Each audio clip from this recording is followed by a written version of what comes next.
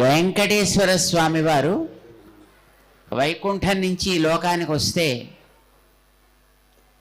ఆ లోకంలో ఈ జనాలందరినీ ఆయన చల్లగా చూస్తూ వారి కోరికల్ని తీరుస్తూ వారికి ఆనందాన్ని ఇస్తుంటే తను చేసిన సృష్టి ఇంత ఆనందదాయకంగా వెలుగొందేటట్లు వెంకటేశ్వర స్వామి చేశాడే.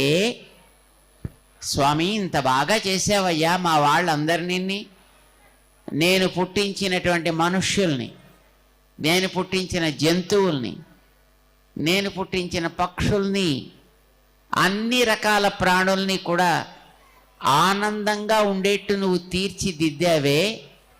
మా అందరి గుండెల్లో నువ్వు పదిలంగా ఉండు అని బ్రహ్మగారు చేసిన ఉత్సవమే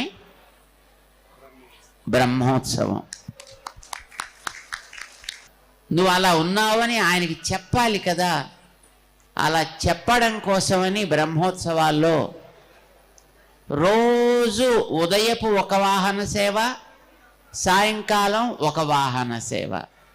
వాహన సేవ అంటే ఏ ఏ ప్రాణుల్లో ఎలా ఉన్నాడో లోకానికి చెప్పాలి అని ఆయన సరీసృపాలలో ఉన్నాడు, అంటే పాముల్లో కూడా ఉన్నాడు, నేల మీద పాకే వాటిలో ఉన్నాడు, నడిచే వాటిలో ఉన్నాడు, ఎగిరే వాటిలో ఉన్నాడు, మొలకెత్తే వాటిలో ఉన్నాడు అని ఇట్లా ఒక్కొక్క దాంట్లో ఆయన ఉన్నాడు అని చెబుతూ ఎలా ఉన్నాడో వాళ్ళెంత ఆనందంగా ఉన్నారో చెప్పడం కోసమని మొదట శేషవాహనంతో ఆరంభం చేసి మధ్యలో ఆయన చెట్లలో ఉన్నాడు చూడండరా అని మనకి చెప్పడానికి కల్పవృక్షం ఒక వాహనం చేశారు.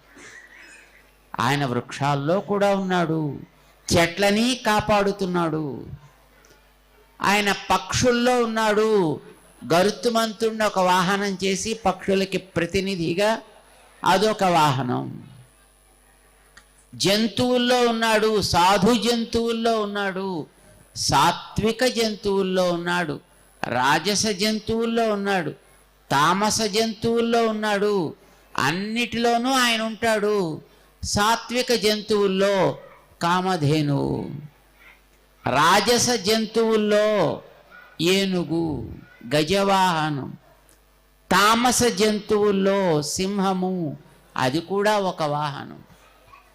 అంతేకాదు మనకి కాంతినిచ్చే గోళాల్లో ఉన్నాడు, సూర్యుడిలో ఉన్నాడు, సూర్యవాహనం.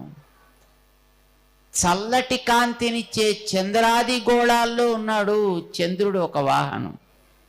ఇలా ఒక్కొక్క వాహనంలో ఒక్కొక్క ఈ మన ఇందాక మా రామారావు గారు చెప్పారు పంచభూతాల్లో అని, ఈ పంచభూతాలని కూడా నువ్వు కాపాడుతున్నావయా మమ్మల్ని కూడా అని మనని కాపాడడం ఆయనకి అన్నిటికంటే గొప్ప.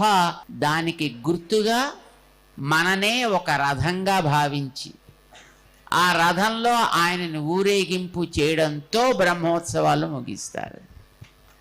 మనలో ఉన్నాడని అనుకోగలిగితే అన్నిట్లో ఉండడం మనకందరికీ సార్థకతని కలిగిస్తుంది అని తెలియచేస్తూ చివరగా రథోత్సవం చేసి ఆ తర్వాత తీర్థవారి స్వామి యొక్క ఉత్సవాన్ని ముగింపు చేస్తారన్నమాట. నిజానికి మన స్వర్ణగిరి వెంకటేశుడు అన్నీ చేస్తున్నాడే.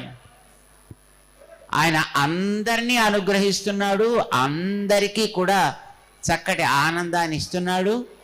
అందుచేత మనకందరికీ ఆ ఆనందాన్ని ప్రకటించుకునే కాలం బ్రహ్మోత్సవం. బ్రహ్మోత్సవంలో అన్ని వాహనాల్లో స్వామిని మనం దర్శిద్దాం. ఆయన ఎలా మన అందరినీ కాపాడుతున్నాడో భావిద్దాం. ఆయన చల్లటి అనుగ్రహాన్ని మనం అందరం కూడా పొందుదాం. జై శ్రీమన్నారాయణ.